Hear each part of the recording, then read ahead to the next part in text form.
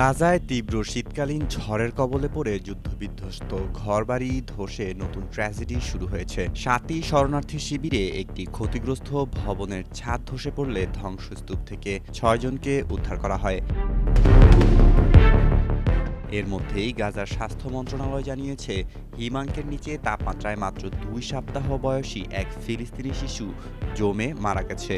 ১০ October থেকে যুদ্ধবিরতি কার্যকর হলেও ইসরায়েল তাঁবু, কম্বল ও শীতবস্ত্রের মতো অতি প্রয়োজনীয় আশ্রয় সামগ্রী প্রবেশে এখনও কঠোর বাধা দিচ্ছে।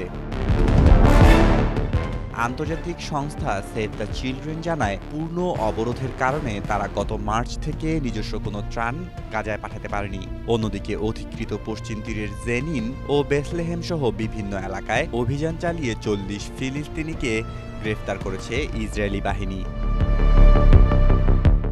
২০২৩ সালের অক্টোবর থেকে এই গ্রেফতার সংখ্যা ২১,০০০ ছাড়িয়েছে। ধ্বংসপ্রাপ্ত অবকাঠামো আর বৃষ্টির পানিতে ডুবে যাওয়া রাস্তায় গাজার সাধারণ মানুষের এখন একমাত্র ভরসা ভেঙে পড়া ভবনের অবশিষ্টাংশ, যা যে কোনো মুহূর্তে প্রাণঘাতী হয়ে উঠতে পারে।